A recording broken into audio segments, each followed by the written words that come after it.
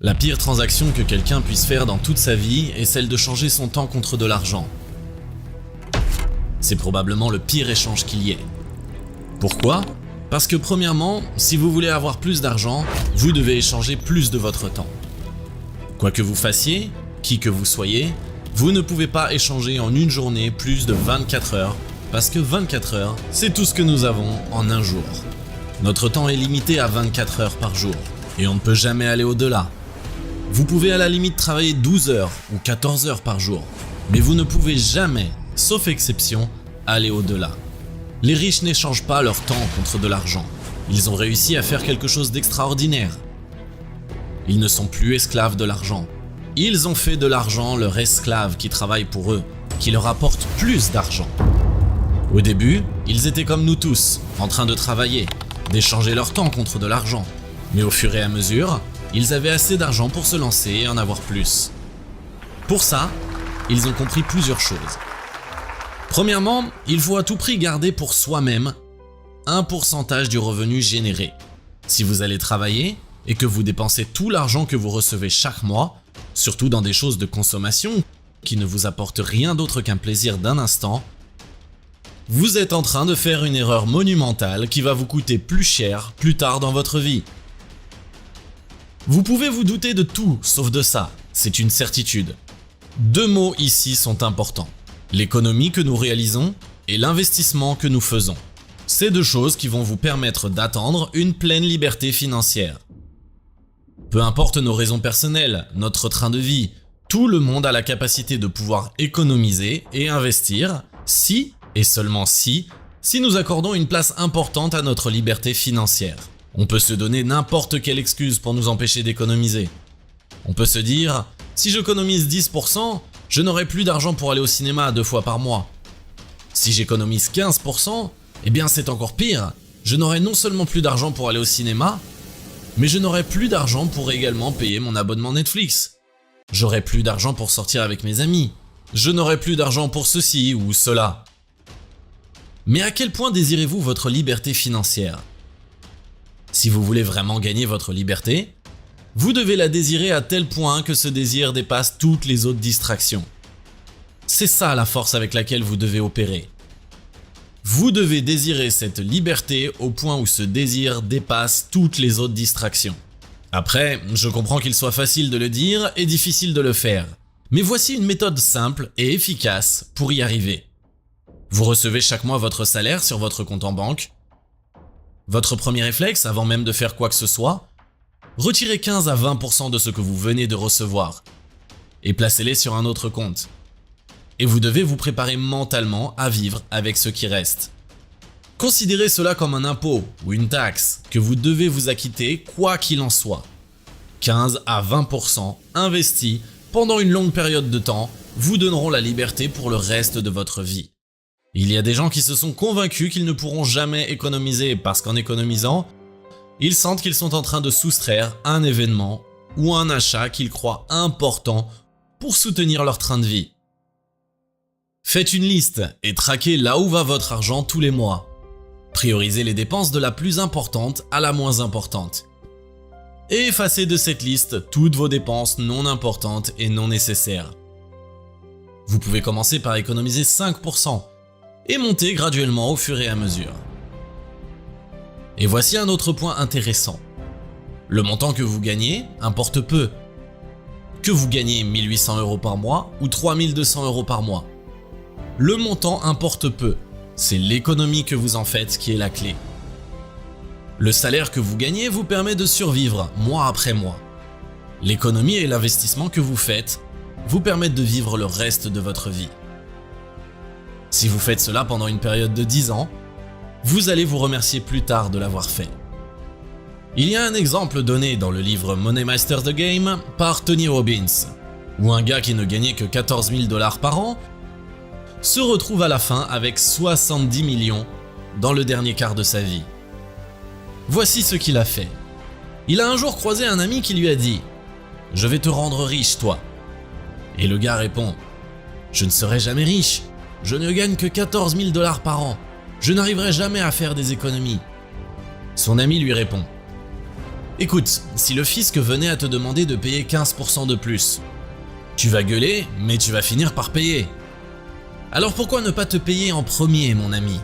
Il lui a dit, on va économiser 20% et les investir de manière passive. Et tu verras le résultat que cela va engendrer. Avec une discipline, il a commencé à appliquer et dites-vous, quand il a checké son compte d'investissement lors de sa retraite, il y avait 70 millions. Il a fait deux choses, économiser et investir pendant une longue période de temps. Il ne faut jamais laisser la peur d'échouer vous empêcher d'investir. Parce qu'en réalité, les gens n'investissent pas parce qu'ils ont peur. Après avoir économisé, vous devriez devenir propriétaire. Vous n'avez pas envie d'être obligé de travailler tous les jours pour soutenir votre train de vie. Devenir propriétaire est la deuxième étape pour avoir de l'argent sans travailler. C'est un aspect très important, les amis. Vous ne voulez pas avoir un iPhone sans avoir une part des actions d'Apple. Vous ne voulez pas posséder une Mercedes sans avoir une part des actions de Mercedes. Vous devez acheter des choses qui s'apprécient sur le temps, des choses qu'on appelle des actifs, celles qui prennent de la valeur. Avant d'acheter des choses qui se déprécient dans le temps, ou autrement dit des passifs, achetez d'abord des actifs. Devenez propriétaire. Et aujourd'hui, il y a 1000 façons de le faire. Vous pouvez acheter des actions individuelles comme celles d'Amazon ou Apple. Vous pouvez acheter une variété d'actions grâce aux index funds, comme le Vanguard S&P 500, qui regroupe une variété d'entreprises et qui par là diversifie votre exposition au risque. Vous pouvez faire des investissements participatifs, par-ci, par-là. Vous pouvez acheter des biens immobiliers, etc. Aujourd'hui, il y a plein de façons de devenir propriétaire. Et peu importe le domaine que vous avez choisi, tâchez de bien vous renseigner avant de faire quoi que ce soit. Je vous assure que si vous ne décidez pas de devenir propriétaire et rester consommateur toute votre vie, un jour, quel que soit le salaire que vous gagnez chaque mois, vous allez vous écrouler financièrement. Il y a beaucoup d'exemples. Mike Tyson, par exemple, a gagné des centaines de millions de dollars lors de sa carrière. Il a fait dans un de ses matchs de boxe 300 millions en une nuit. Sa fortune personnelle était estimée à un demi-milliard de dollars. Mais avec tout ça, il a fait faillite parce que lui-même disait qu'il dépensait son argent délibérément dans des futilités. Une Lamborghini par-ci, un yacht par-là, et sans se rendre compte, il les fauchait. Le premier réflexe que vous devez avoir quand vous commencez à faire un peu d'argent, c'est de devenir propriétaire. Et propriétaire des choses qui s'apprécient dans le temps. Pas celles qui se déprécient dans le temps. N'allez pas vous payer une belle voiture sitôt que vous commencez à faire de l'argent. C'est une erreur que beaucoup de jeunes commettent et qui leur coûte beaucoup plus cher dans l'avenir. Allez plutôt investir cet argent sur une entreprise comme Amazon, Tesla, Apple ou autres qui apportent de la valeur à la société. Vous devenez par là propriétaire d'une petite partie de ces entreprises. Maintenant, quand vous avez fait ça, quand vous avez de l'élan, vous commencez à comprendre des choses qu'avant, vous n'avez aucune idée. Et soudainement, vous aurez le désir de vouloir apprendre encore plus. Et à ce moment-là, vous devez essayer de mettre en place un business qui fonctionne H24, 7 sur 7, 365 jours l'année. Un business qui tourne, que vous dormez ou travaillez. Un business qui tourne, que vous soyez en vacances à l'autre bout du monde. Le premier critère à considérer si vous voulez mettre en place cela est que ce business n'a pas de partie mobile.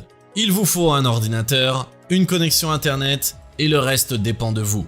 Ce business model peut inclure la mise en place des logiciels informatiques, la vente de formations, des livres que vous vendez. Si vous commencez à faire un peu d'argent, un autre élément important à prendre en compte est la diversification. Il faut savoir diversifier ses investissements. Vous savez, se dire « ne mettez pas tous vos œufs dans le même panier ». La diversification est la règle que même les plus nuls en finance comprennent. Si vous ne diversifiez pas vos investissements, peu importe les investissements que vous réalisez, un jour cet investissement sera touché par un événement hors de votre contrôle et il ne sera plus rentable. Si c'est votre seul investissement, vous êtes foutu. Que vous investissiez dans l'immobilier, dans le marché boursier, dans de l'art, dans une entreprise privée, un jour votre investissement va subir des hauts et des bas. Ray Dalio disait que durant votre vie, il est possible que cet investissement puisse chuter d'entre 50 à 70%. Et quand cela arrive, et que vous n'avez pas diversifié vos investissements, vous perdez beaucoup. Ray Dalio a donné une formule pour diversifier son investissement et ses risques dans le livre Money Masters the Game de Tony Robbins, que je vous recommande vivement. Donc, diversifiez vos investissements pour réduire le risque de volatilité sur vos investissements. Sitôt que vous avez diversifié vos investissements, vous devez vous préparer aux crises. Vous devez comprendre que chaque année, des corrections arrivent sur le marché et cela va perturber votre investissement. Les plus intelligents se préparent pour anticiper l'événement. Les autres le subissent. Vous devez apprendre constamment sur les raisons et les variations du marché. Il y a les corrections et les crashs. Qu'est-ce qu'une correction? C'est quand le marché dans lequel vous avez investi chute de 10 à 20% depuis son plus haut niveau. Si la chute va au-delà de 20% jusqu'à 80%, on appelle cela un crash boursier. D'après plusieurs observations, les corrections ont lieu tous les ans. Il y a au moins une correction par an ces 116 dernières années. Il y a un crash tous les 10 à 15 ans. Alors si vous vous êtes préparé, non seulement vous avez sécurisé vos investissements précédents, mais vous pouvez vous faire une fortune pendant cette période de crise. Parce que vous pouvez acheter tout à un prix beaucoup moins cher. Mais cela demande un apprentissage continu du marché. Cela demande une décision ferme de se lancer et s'ajuster au fur et à mesure.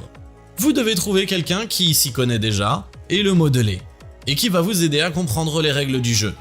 Parce que si vous ne connaissez rien et que vous vous lancez, vous savez la vieille phrase « Quand une personne avec de l'expérience rencontre une personne avec de l'argent, la personne avec l'argent finit par l'expérience, et la personne avec l'expérience finit avec l'argent. » Vous avez l'argent au début, mais vous n'avez pas l'expérience. Vous allez finir avec l'expérience et la personne avec l'expérience va finir avec l'argent.